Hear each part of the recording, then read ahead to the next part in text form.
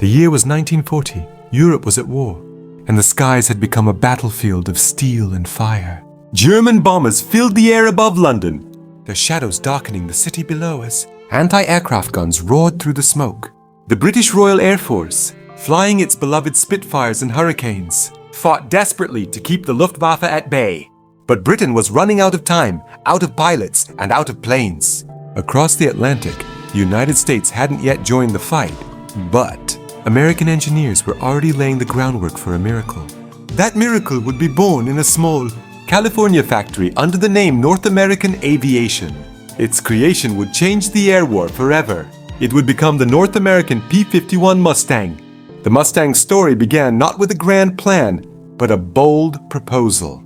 In 1940, British representatives approached North American Aviation with a simple request to build more P-40 Warhawks for the Royal Air Force, but the company's president, James Dutch Kindleberger, had a different idea.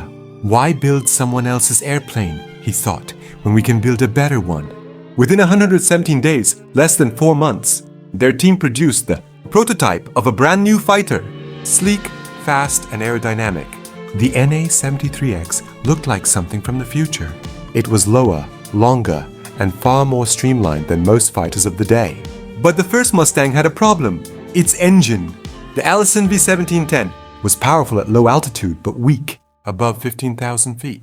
That was fatal in Europe, where dogfights raged high in the clouds. Early Mustangs served as ground attack and reconnaissance planes. But they weren't yet the legends they were meant to be. Then came the turning point, the engine swap that changed history.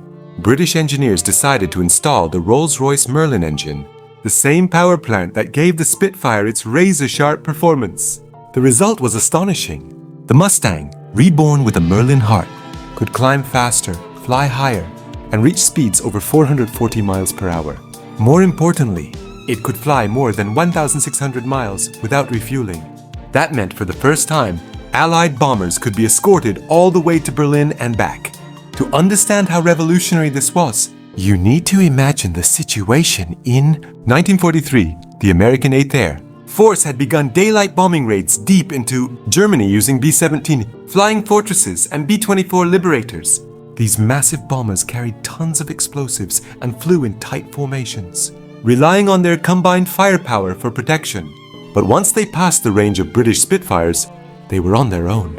German fighters, Messerschmitt, Bf-109s, and Focke-Wulf 190s waited like wolves, tearing into the bombers with deadly precision. Entire squadrons vanished in smoke. Crews called those missions suicide runs.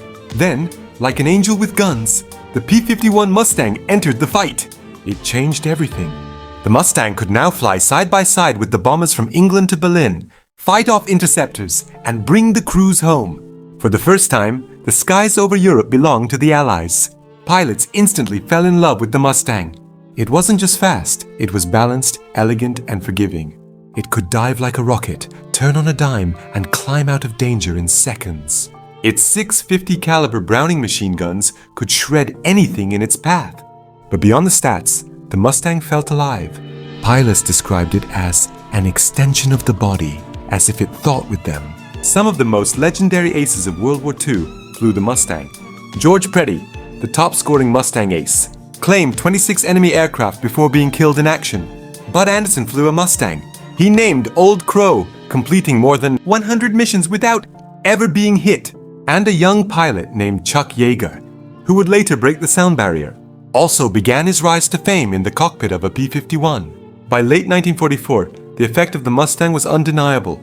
The Luftwaffe, the once feared German Air Force, was collapsing. Allied bombers flew deeper and deeper into German territory with fewer losses than ever before.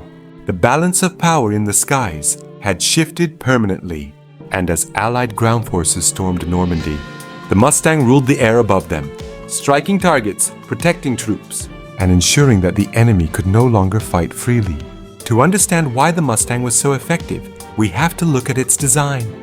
The P-51 was one of the first aircraft to use a laminar flow wing, which reduced drag and increased speed.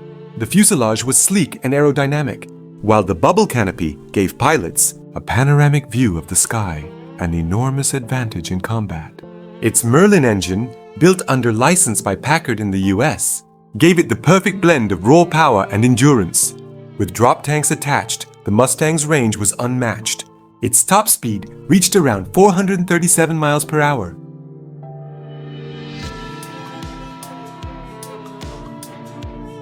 And it could climb to 40,000 feet. Every detail of the design was a product of brilliant engineering and wartime necessity.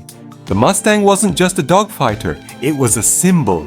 When bomber crews saw Mustangs forming up beside them over enemy territory, they knew they had a fighting chance. German pilots learned to fear the sound of the Merlin engine as it approached from behind, and civilians, watching from the ground as formations passed overhead, saw in those wings the embodiment of freedom and determination.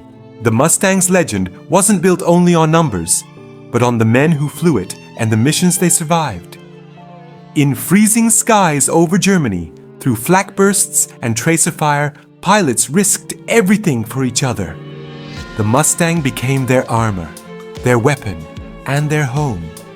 It earned nicknames like Cadillac of the Sky for its grace and reliability. In contrast, the Luftwaffe's Messerschmitt Bf-109 and Focke-Wulf 190 were beginning to show their age. Once dominant, they couldn't match the Mustang's range or power. Even Germany's experimental jets, like the Me-262, arrived too late to change the outcome. The air war was already lost.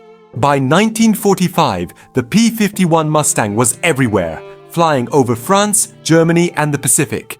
It escorted bombers, strafed trains, destroyed airfields, and guarded the skies over the D-Day beaches. It was the Allied air campaign's ultimate weapon. Fast, precise, and relentless.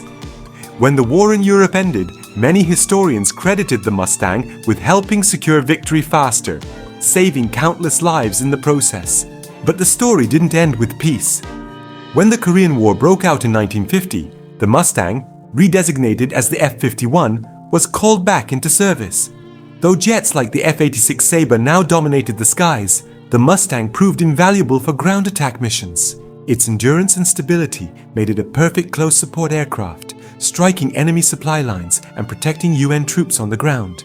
Even in the age of jet engines, the old propeller-driven Mustang still had fight left in it. After Korea, the Mustang service spread around the world. Countries like Sweden, Australia, Indonesia, and even the Philippines flew them for decades. Many were sold to private owners or restored by enthusiasts, kept alive by people who couldn't bear to see the legend fade. Today, when you hear the deep, throaty roar of a Merlin engine at an airshow, it sends chills down your spine.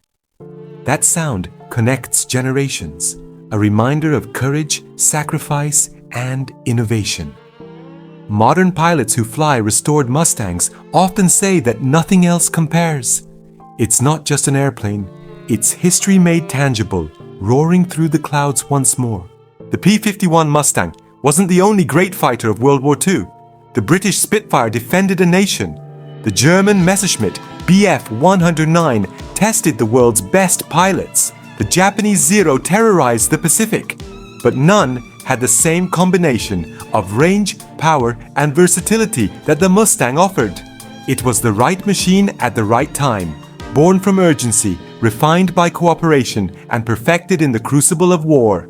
Even today, the Mustang's silhouette remains iconic. Its long nose, curved wings, and gleaming metal finish represent a time when aviation was both art and warfare. It's no coincidence that modern aircraft, like the F-22 Raptor and F-35 Lightning II, are sometimes flown alongside vintage Mustangs in heritage flight displays. It's a Mustangs in heritage flight displays. It's a symbolic passing of the torch, linking past heroes to the warriors of today. What makes the P-51 so timeless isn't just its engineering, it's what it represents. Ingenuity, bravery, and the power of international collaboration. British design and American industry, united to create something neither could have achieved alone. Together they built not just an airplane, but a legend. And when the war finally ended, when the skies over Europe fell silent and peace returned, the Mustang remained a symbol of what humans could achieve when driven by purpose and courage. It wasn't just an aircraft. It was proof that freedom has wings. The North American P-51 Mustang, the fighter that conquered the sky, safeguarded freedom, and changed the course of World War II forever.